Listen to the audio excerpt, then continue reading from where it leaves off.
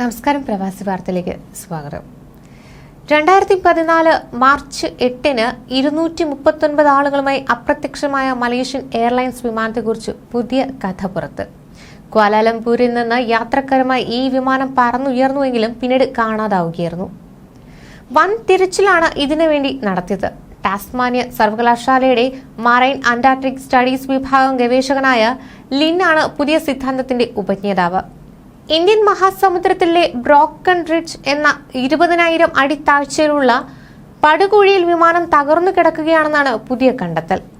227 യാത്രക്കാരും 12 ജീവനക്കാരുമായി ക്വാലാലംപൂർ അന്താരാഷ്ട്ര വിമാനത്താവളത്തിൽ നിന്ന് ബീജിംഗിലേക്ക് പുറപ്പെടവെയാണ് MH370 വിമാനം അപ്രത്യക്ഷമായത്.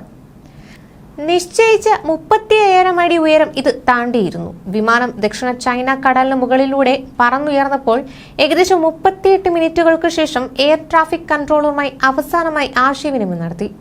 വിയറ്റ്നാമീസ് എയർ ട്രാഫിക് കൺട്രോളിലേക്ക് വ്യതിചലിക്കാനുള്ള നിർദ്ദേശം വന്നു. ഗുഡ് നൈറ്റ് മലേഷ്യൻ 370 നിർദ്ദേശം പിന്തുടർന്ന പൈലറ്റിൽ നിന്ന് വന്ന മറുപടി ഇതായിരുന്നു. പിന്നീട് ആ വിമാനത്തിൽ നിന്ന് ഒരു പ്രതികരണവും ഉണ്ടായില്ല.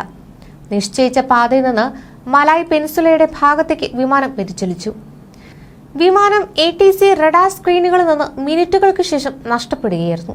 അസാധാരണമായ നിമിഷങ്ങൾക്ക് ലോകം സാക്ഷ്യം വഹിച്ചതിന്റെ തുടക്കം ഇവിടെ നിന്നായിരുന്നു. പിന്നീട് റഡാർ ബന്ധം നഷ്ടപ്പെട്ടതിനെ തുടർന്ന് ദിശ മാറ്റി മണിക്കൂറുകളോളം വിമാനം പറന്നതായാണ് വിശ്വസിക്കപ്പെടുന്നത്. ശൂന്യതയിലേക്കായിരുന്നു ആ യാത്ര എന്നത് തിരിച്ചറിയുമ്പോഴേക്കും ആശയവിനിമയത്തിന്റെ എല്ലാ സാധ്യതകളും ഇല്ലാതായിരുന്നു. ഫ്ലൈറ്റ് 370 എവിടെ എന്ന ലോകത്തിന്റെ ചോദ്യത്തിന് ഒരു ദശാബ്ദത്തിനിപ്പുറവും ഉത്തരം നൽകാൻ ഒരു വിദഗ്ധ സംഘത്തിനുമായിട്ടില്ല. ഇന്ധനം തീർന്നതിനെ തുടർന്ന് തെക്കൻ ഇന്ത്യൻ മഹാസമുദ്രത്തിൽ തകർന്നു വീണതാകാമെന്ന് ചില ഔദ്യോഗിക വൃത്തങ്ങൾ വിധിയെഴുതിയിട്ടുണ്ട്. വിമാനം കാണാതായതും എവിടെയാണ് മറിഞ്ഞതെന്നും വ്യോമയാന ചരിത്രത്തിലെ ഏറ്റവും വലിയ മിസ്റ്ററികളിലൊന്നായി ഇന്നും അവശേഷിക്കുകയാണ്. ലോക ചരിത്രം കണ്ട ഏറ്റവും വലിയ തിരച്ചിലിന്റെ ദിനങ്ങളിലായിരുന്നു പിന്നീട്. ആദ്യഘട്ട തിരച്ചിലിന്റെ ദൈർഘ്യം 52 ദിവസമായിരുന്നു.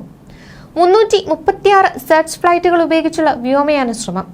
1.7 ദശലക്ഷം ചതുരശ്ര മൈൽ വ്യാപിച്ചുള്ള തിരച്ചിലായിരുന്നു പിന്നീട്. 2017 ജനുവരിയിൽ ഓസ്ട്രേലിയ, മലേഷ്യ, ചൈന സർക്കാരുകൾ ഇന്ത്യൻ മഹാസമുദ്രത്തിന്റെ അടിത്തട്ടി നടത്തിയ തിരച്ചിൽ അവസാനിപ്പിച്ചു. ഏകദേശം 46,000 ചതുരശ്ര മൈൽ പരിധിയിലാണ് തിരച്ചിൽ ഉൾപ്പെട്ടത്.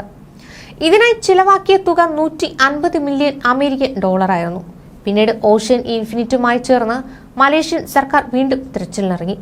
വിമാനത്തിലുണ്ടായിരുന്നവരുടെ കുടുംബാംഗങ്ങളുടെ അതിസമ്മർദ്ദമായിരുന്നു നടപടിക്ക് പിന്നിലെ കാരണം. പക്ഷേ ഓഷ്യൻ ഇൻഫിനിറ്റിക്കും ഉത്തരം നൽകാനായില്ല. വിമാനം തകർന്നെന്ന് സ്ഥിരീകരിക്കാനാകാത്ത തരത്തിൽ അവശിഷ്ടങ്ങളൊന്നും വീണ്ടെടുക്കാൻ സാധിച്ചിട്ടില്ല. എന്നാൽ വിമാനത്തിൽ നിന്നുള്ളതാണെന്ന് കരുതപ്പെടുന്ന ചില അവശിഷ്ടങ്ങൾ ആഫ്രിക്കൻ വൻകരയുടെ തീരങ്ങളിലും മഡഗാസ്കർ, മൗറീഷ്യസ്, റിയൂണിയൻ, റോഡ്രിഗസ് ദ്വീപുകളിൽ കണ്ടെത്തിയതായി വിവരമുണ്ട്. 2015 ഇന്ത്യൻ ഓഷ്യന്റെ ഫ്രഞ്ച് ദ്വീപിലെ റിയൂണിയൻ തീരത്ത് ഒരു വലിയ വസ്തു അടിഞ്ഞു. ഇത് ബോയിങ് 777 ഫ്ലാപ്പറോൺ ആണെന്നാണ് അന്വേഷണ സംഘം അനുമാനിക്കുന്നത്. 2016 ഫെബ്രുവരിയിൽ മൊസാംബിക് തീരത്ത് ത്രികോണാകൃതിയിലുള്ള ഒരു ഫൈബർ ഗ്ലാസും നോസ്റ്റോപ്പ് എന്നെഴുതിയ ഒരു അലുമിനിയവും അടിഞ്ഞു.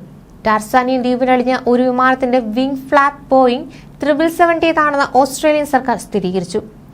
ഓസ്ട്രേലിയൻ ട്രാൻസ്പോർട്ട് സേഫ്റ്റി ബ്യൂറോ ആയിരുന്നു അവശിഷ്ടം ബോയിങ് 777 ഒത്തുനോക്കുകയും ഉറപ്പിക്കുകയും ചെയ്തത്.